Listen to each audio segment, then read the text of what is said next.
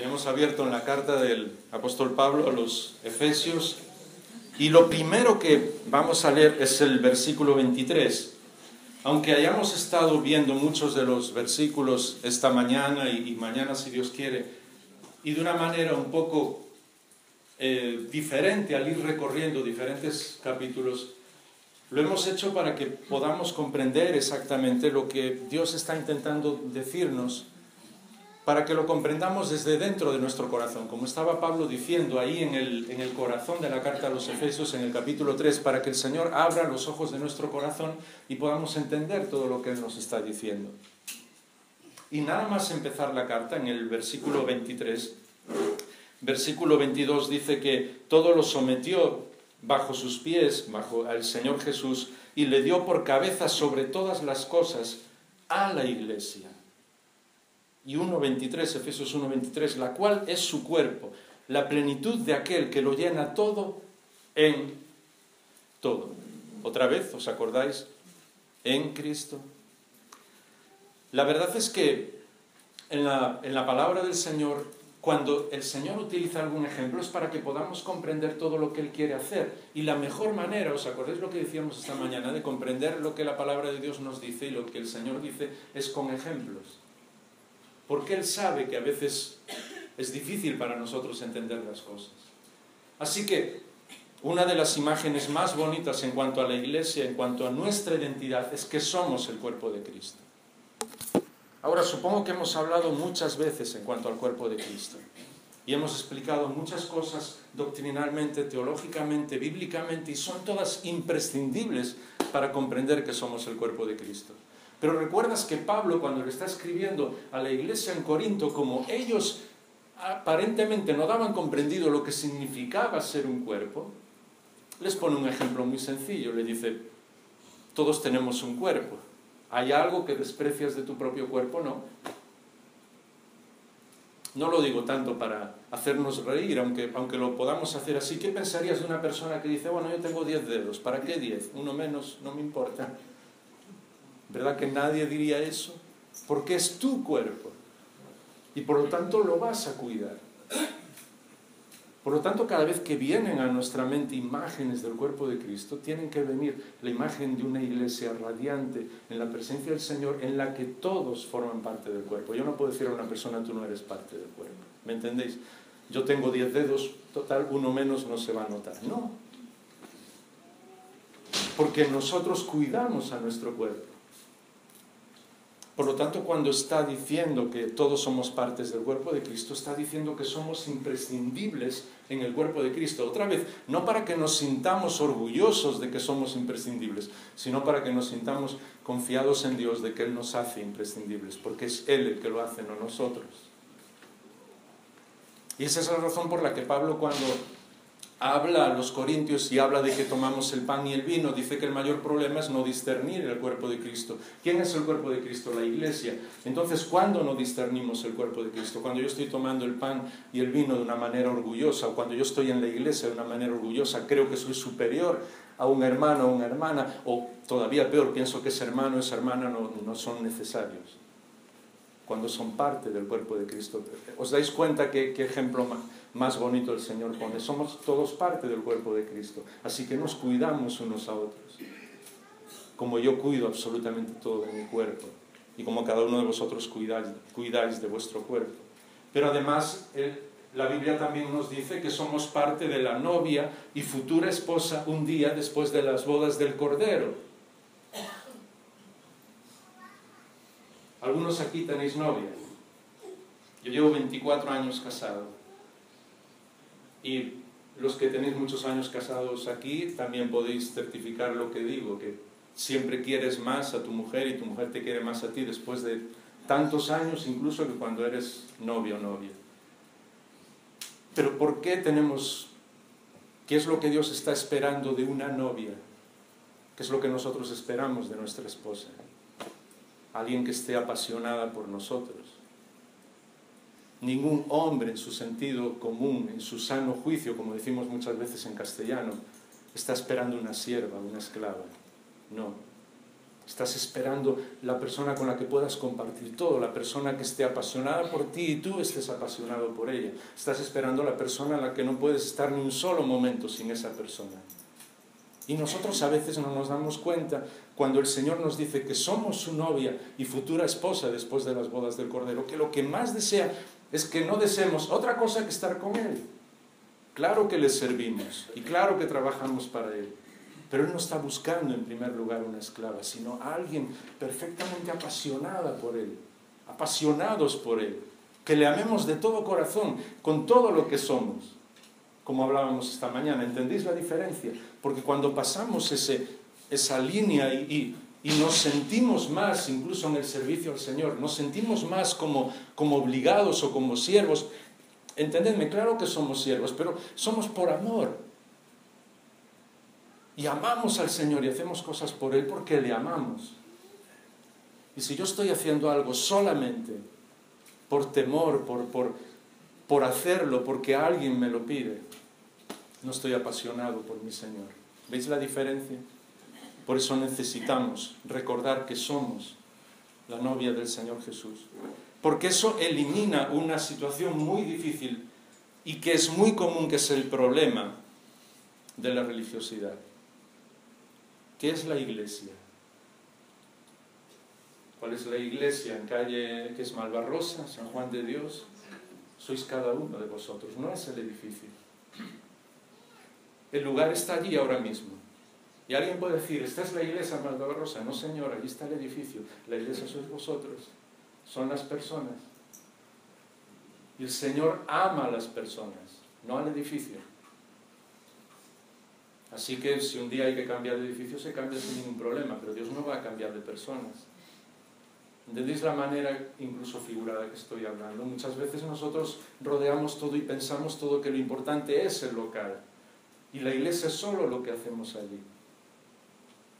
Y no nos damos cuenta que cuando pensamos en eso, caemos en la religiosidad.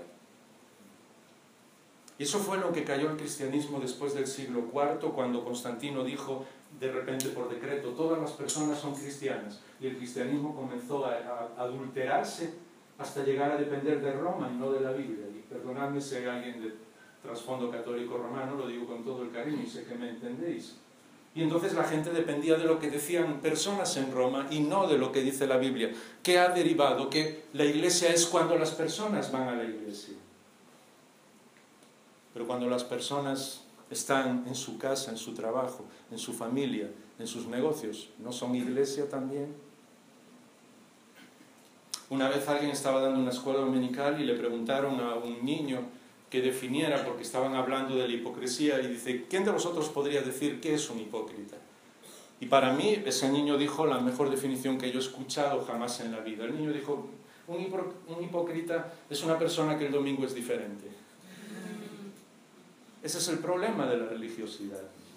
Tú eres parte del cuerpo de Cristo todas las horas del día, todos los minutos de cada día, todos los segundos de cada minuto.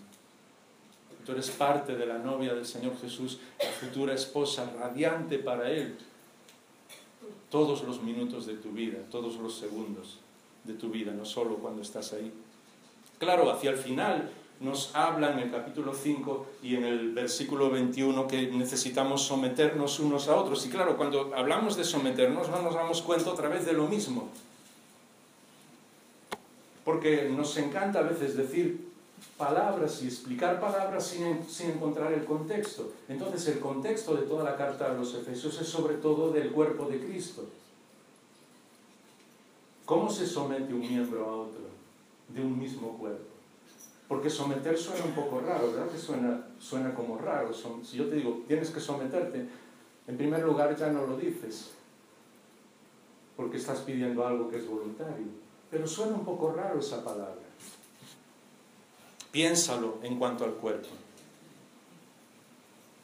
Nuestro cerebro, nuestro corazón que bombea la sangre, somete a las manos y a los pies en ese sentido, de que los hace depender de que la sangre llegue al cerebro. Pero el cerebro no va a ningún sitio si sus pies y sus manos no andan. Entonces todo nuestro cuerpo está sometido uno a otro. ¿Y por qué lo hace? Porque todo el cuerpo disfruta junto, disfruta unido.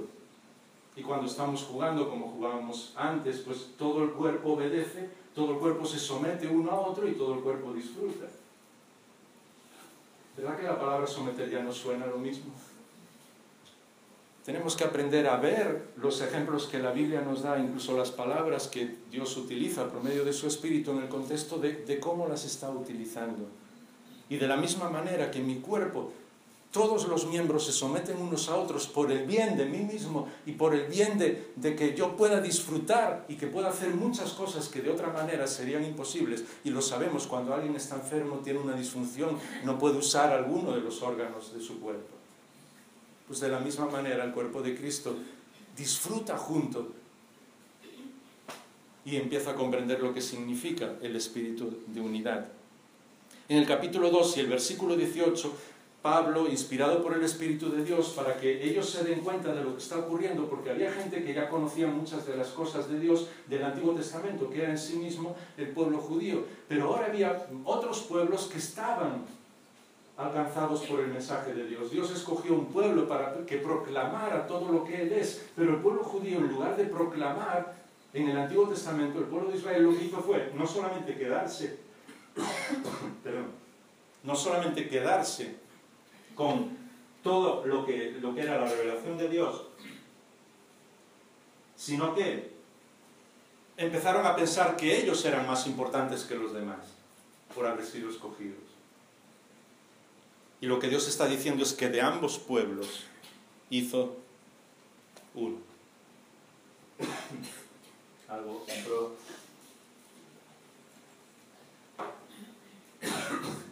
Perdón. ¿Sabéis algo que me apasiona del libro del Apocalipsis? Es que una y otra vez, lo vais a encontrar varias veces, repite que en los cielos nuevos, en la tierra nueva, en todo lo que Dios va a hacer, en la restauración de todas las cosas, una y otra vez repite, habrá gente de toda tribu, de toda lengua, de toda raza y de toda nación. ¿Por qué está diciendo Dios eso? Porque Dios está diciendo que quiere redimir absolutamente a todos. Y que nosotros también somos creados para ayudar en esa redención de una manera figurada, para transformar el mundo. Así que todo lo que sea de nuestra tribu, lengua, raza, nación, lo ofrecemos al Señor. Y eso es el espíritu de unidad. Cuando nosotros hablamos de unidad, pensamos más bien en uniformidad, y eso no es cierto. Porque el problema no es que todos seamos iguales, sino que todos formamos parte del mismo cuerpo. Esa es la razón por la que Dios ha hecho a todas las personas diferentes. Yo tengo 3 hijas, yo creo que al final lo vais a saber de memoria, pero me encanta que mis 3 hijas son diferentes. Me encanta cómo me habla cada una de las 3, cómo saca de mí algunas cosas cada una de las 3 de una manera diferente. Dios hizo millones de personas para relacionarse con esa manera con todas las personas. Sería ridículo que mis 3 hijas me hablaran de la misma manera, dijeran las mismas cosas, oraran, entre comillas, cuando hablan conmigo de la misma manera, tuvieran las mismas reacciones, me cantaran las mismas canciones, hicieran las mismas cosas para mí, y a lo mejor una viviendo en España, otra en un extremo del mundo y otra en otro. ¿Me entendéis?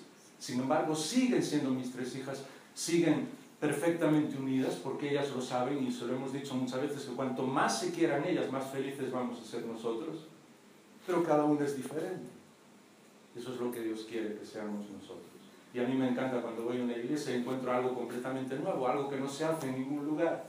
Y a veces alguien me dice, pero eso, y digo, pues genial, porque es algo que nunca había visto. Y yo creo que a Dios le debe encantar, porque es algo nuevo. Y al mismo tiempo me preocupa cuando voy a iglesias en diferentes países y a veces escucho exactamente las mismas cosas, las mismas reacciones, las mismas oraciones, las mismas frases, las mismas canciones. En alguna cosa no es muy malo, pero siempre lo mismo todo. Necesito escuchar que las personas se expresen esa unidad. ¿Y sabes cuál es el mayor problema de la unidad? Es justo ese, el querer ser el mayor. Y muy pocas veces hablamos de esto, pero es la clave. Lo he dicho muchas veces y no me canso de repetirlo. El Señor Jesús estuvo 3 años con sus discípulos y con bastantes mujeres que le siguieron y le ayudaban, y algunas personas más. Cuando lees los evangelios, ¿sabes cuál es la pregunta que más veces los discípulos le hicieron? Tú imagínate que estás 3 años con el Señor Jesús. Le puedes preguntar sobre el origen del universo, sobre el futuro, sobre el carácter de Dios, sobre cómo Dios contesta las oraciones, qué es lo que Dios escucha y lo que no, cómo Dios transforma la vida de las personas. Le puedes preguntar secretos sobre el orden en el universo, le puedes preguntar lo que quieras. ¿Sabes lo que más le preguntaron los discípulos? ¿Quién es el mayor? Eso era lo que más les preocupaba. Y perdonadme, es lo que más nos sigue preocupando a nosotros. Porque somos así. Y eso es lo que va en contra de la unidad siempre. Porque en el fondo de muchos problemas, no solo en la iglesia, en las denominaciones, en las estructuras, en las misiones, siempre en el fondo, si vas hasta el final de todo, la pregunta es, ¿quién es el mayor? ¿Quién es más importante? Así que un día el Señor Jesús dijo, el mayor es como el que sirve. Y los discípulos lo entendieron perfectamente durante 10 minutos. Porque de repente vino alguien que estaba hablando del Señor y uno de los discípulos, porque además están seguidos los textos, le dice, Señor, hemos encontrado a uno que está hablando, fijaos la diferencia, está hablando en tu nombre, pero no nos sigue. No está diciendo, está hablando en tu nombre y no te sigue a ti. No, está hablando en tu nombre y no nos sigue a nosotros. Así que más adelante, cuando le vuelven a preguntar quién es el mayor, el Señor Jesús pone un niño en medio de ellos y dice, el que se haga como un niño, ese es el mayor. Y ellos lo entendieron durante otros 10 minutos. Porque el siguiente pasaje, salen a predicar a un lugar y no les hacen caso. Y entonces Juan, el discípulo del amor, una persona con un corazón muy muy bueno, le dice al Señor, Señor, no nos hacen caso, hemos ido a predicar y no nos hacen caso, ¿quieres que mandemos fuego del cielo y los queme a todos? Bueno, lo de que no los queme no lo dice, pero ¿por qué vas a mandar fuego del cielo? Es obvio. Y desgraciadamente hemos hecho eso muchas veces en la iglesia, en la historia de la iglesia. Hemos intentado, en nombre de Dios, intentar que personas conocieran al Señor mandando fuego del cielo, teóricamente. Y el Señor le dijo, no sabéis de qué espíritu sois, porque el espíritu de mi Padre jamás quiere eso. Así que como ellos no lo entendían, y el Señor usó esos pasos para que se dieran cuenta y para que nos diéramos cuenta nosotros, la noche que iba a ser entregado, el Señor tomó agua y empezó a lavar los pies de los discípulos. Para nosotros nos suena incluso a una ceremonia religiosa, pero en aquel momento no era así, porque era lo que hacían los esclavos. Y nunca, jamás una persona de origen judío lo hacía, porque eso significaba reconocer que era un esclavo. Así que las casas que tenían personas que trabajaban para ellos, cuando llegaban del trabajo, y normalmente ellos tenían sandalias y venían con los pies manchados, el esclavo venía y lavaba sus pies. Y el Señor Jesús empieza a lavar los pies de todos. Y lava los pies de Pedro, que le negó. Y lava los pies de Judas, que le traicionó.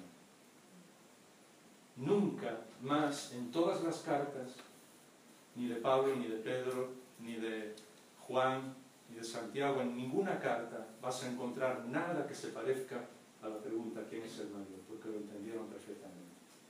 ¿Sabes quién es el mayor? ¿Quieres ser el mayor? Ponte a hacer un trabajo de esclavo. Lava los pies de las personas. Es obvio que ahora no lo necesitamos de una manera literal, pero sí muchas veces figuradamente. A veces nosotros estamos ayudando y trabajando a los demás, y he escuchado muchas veces esa frase, es que al final todo el mundo pasa por encima de ti, acabas siendo la alfombra de todos. Pues no me importa si realmente estoy ayudando a alguien. No tiene que ver con nuestra dignidad, porque Dios no va a dejar que seas la alfombra de todos, ¿me entendéis? Pero si alguna vez tienes que serlo, no te preocupes, no reclames tus derechos. Dile, Señor, un día tú lavaste mis pies. ¿Te imaginas lo que es para los discípulos ver al Creador de cielos y tierra de rodillas lavando sus pies? ¿Quién es el mayor? Vamos adelante porque el tiempo se va muy, muy rápido. Lo que necesitamos es una visión del reino de Dios. Porque solo hay una iglesia. Solo hay un cuerpo de Cristo. Que se puede reunir en muchos lugares en cada ciudad. Y Dios quiere que en el lugar donde nosotros estemos, evangelicemos, ayudemos en la iglesia, estés 100% involucrado en tu iglesia, pero nunca pierdas de vista que el reino de Dios es mucho más que la iglesia. Y eso te va a ayudar en muchas situaciones difíciles. A veces hay malos entendidos, hay problemas, hay situaciones, personas se pelean. Pues tú cede, no te importa ceder si es para el bien del reino de Dios, que no te importe en absoluto. Que no te importe renunciar a veces a tus derechos, a nuestros derechos, si es para el bien del reino de Dios. Porque esa es la única manera en la que Dios trabaja en las relaciones entre las personas. Ha surgido toda una serie de situaciones en las cuales, y no son malas en sí, pero personas intentan ayudar a otros a través de métodos, de métodos psicológicos, de ayudas. Está bien todo eso, yo no estoy diciendo que esté mal, pero siempre lo que intentan es solucionar una situación. Y entonces dicen, bueno, vamos a ver qué nos dice esta persona, vamos a ver qué nos dice esta otra persona y vamos a intentar que lleguen a un acuerdo. Cuando haces eso es muy difícil que las personas lleguen a entenderse en la familia, en la iglesia, en ningún lugar. Porque lo más importante, y como Dios siempre soluciona las cosas, es que nosotros veamos cuál es la relación. Y lo que tenemos que defender es la relación. Y entonces, cuando estamos seguros en cuanto a nuestra relación, las demás cosas empiezan a arreglarse. Entonces, yo tengo un problema, supongamos, con mi mujer. Lo que Dios quiere es, Jaime, es tu mujer. Y dice, Miriam, es tu marido. Os he diseñado para estar juntos. Te ama más que nadie en el mundo. Vuestra relación no puede romperse. Vamos a solucionar el problema. ¿Me entendéis? Es una situación muy diferente.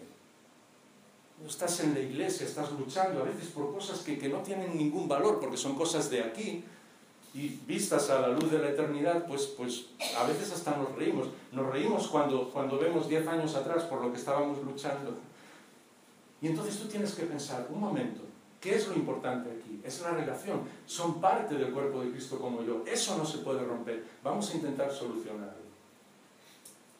Entonces, cuando sales de la relación, puedes enfocarte en los problemas e intentar solucionarlos.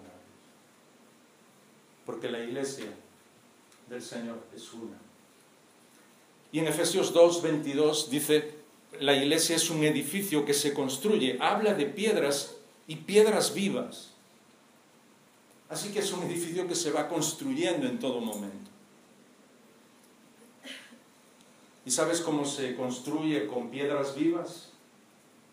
Que todas esas piedras tengan su lugar y todas esas piedras sepan que forman parte del cuerpo de Cristo.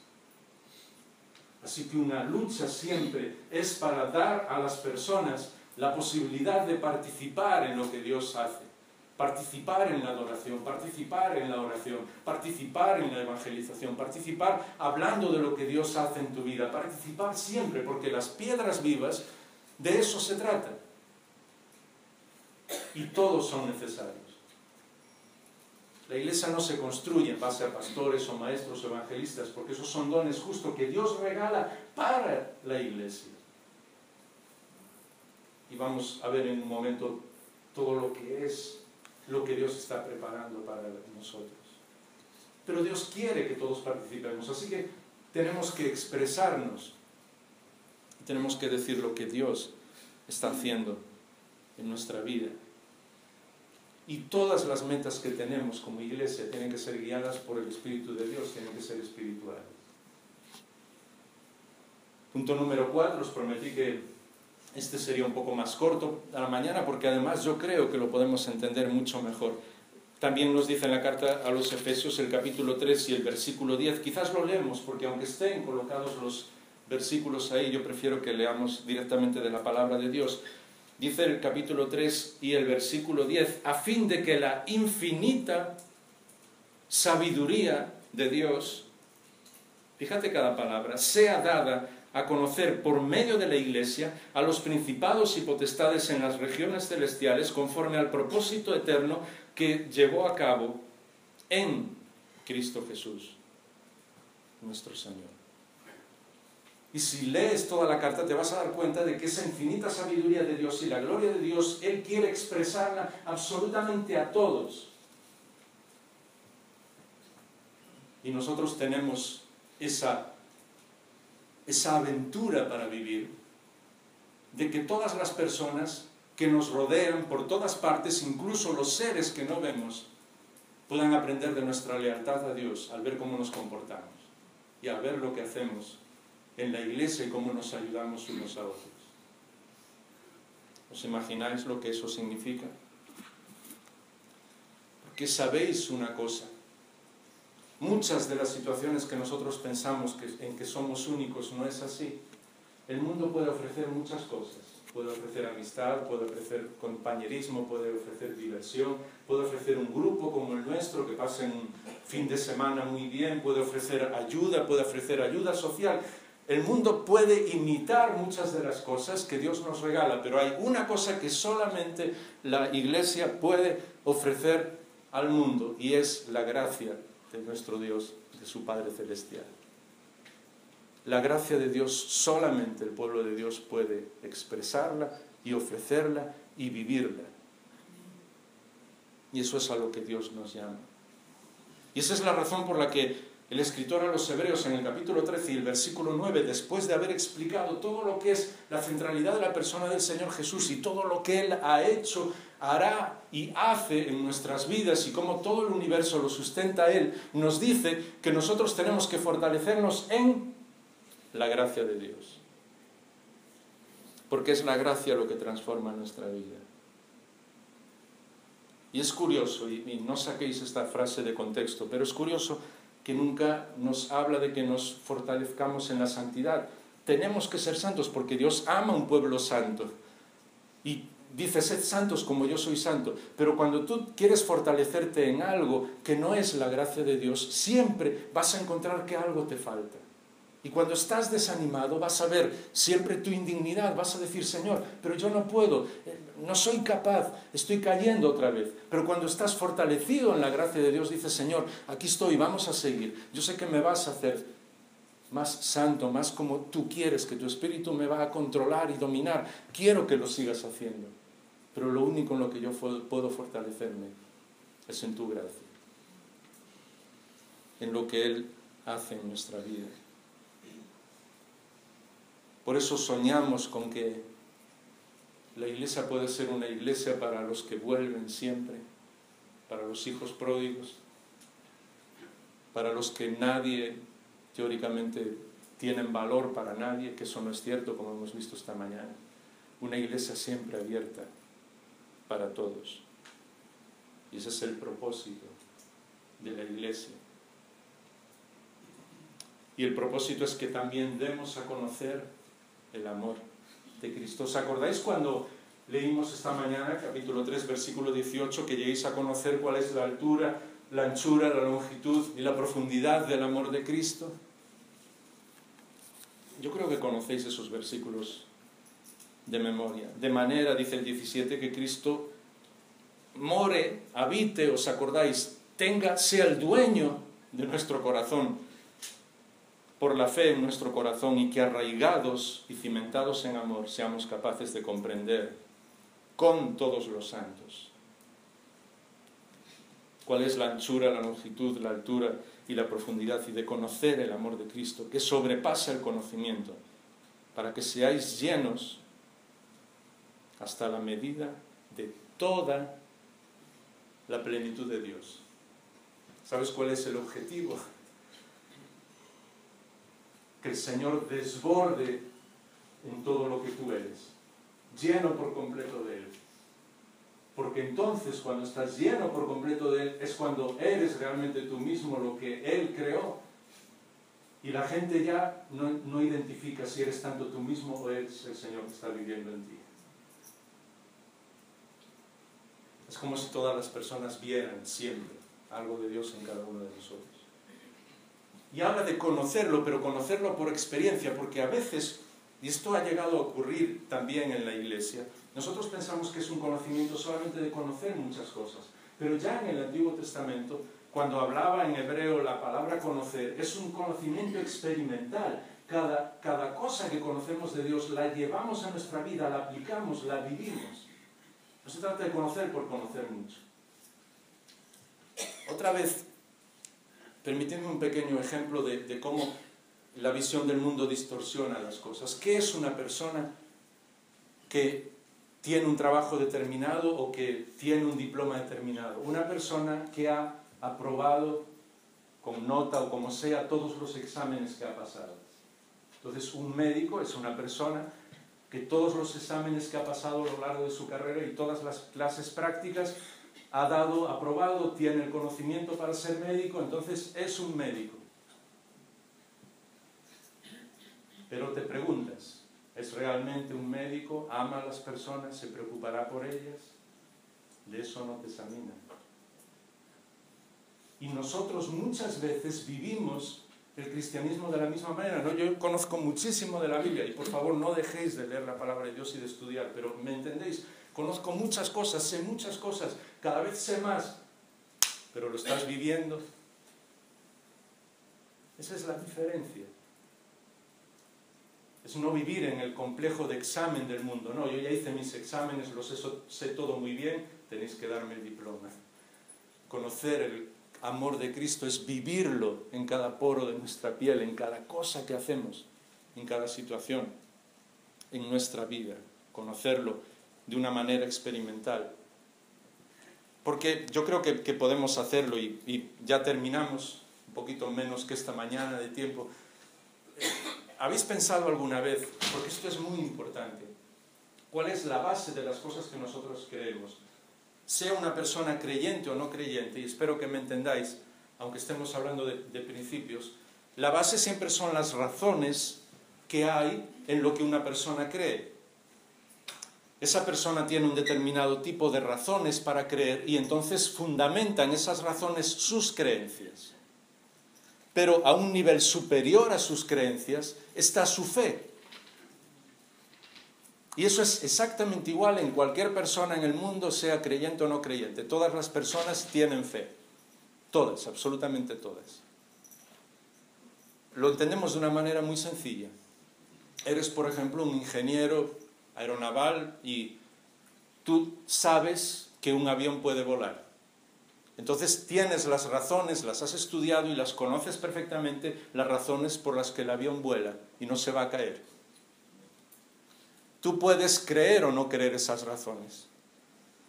Hay personas incluso hoy en el mundo que creen cosas de lo más raro que te puedes imaginar, tengan o no razones. Cuando tú crees esas razones, has elevado el nivel a creencias. Entonces este ingeniero naval dice, sí, yo sé que el avión no va a caer por esto, esto, esto y esto, y entonces lo creo. Ha elevado el nivel a creencias. Pero yo conozco personas así, no ingenieros navales, pero personas de carrera, que saben que el avión no va a caer, creen que el avión no va a caer, pero nunca se suben a uno. Porque no tienen fe. La fe es cuando tú involucras tu vida en tus creencias. Entonces, cuando tú te metes en un avión pilotado por otra persona y crees que vas a llegar a tu destino, estás demostrando la fe en las razones por las que ese avión no va a caer, en tus creencias de que no va a caer, pero estás ejerciendo tu fe. Y muchas veces, delante del Señor, nosotros tenemos que aprender a ejercer nuestra fe, es decir, a poner nuestro 100% de nuestra vida en lo que Él nos está diciendo, ¿entendéis? Y a veces nos quedamos en las creencias.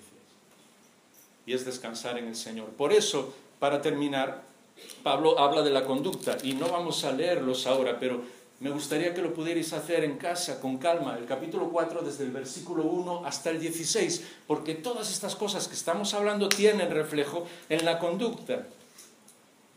Habla de que vivamos como es digno, dice el versículo 1, de la vocación en la que fuisteis llamados, con toda humildad y mansedumbre, que tengáis paciencia, soportándoos unos a otros en amor. ¿Os acordáis que lo vimos a la mañana? Esforzándoos para preservar la unidad en el Espíritu. Hay un solo cuerpo y un solo Espíritu. Nos habla de cómo Dios es uno en todos nosotros, y después nos habla de esas consecuencias.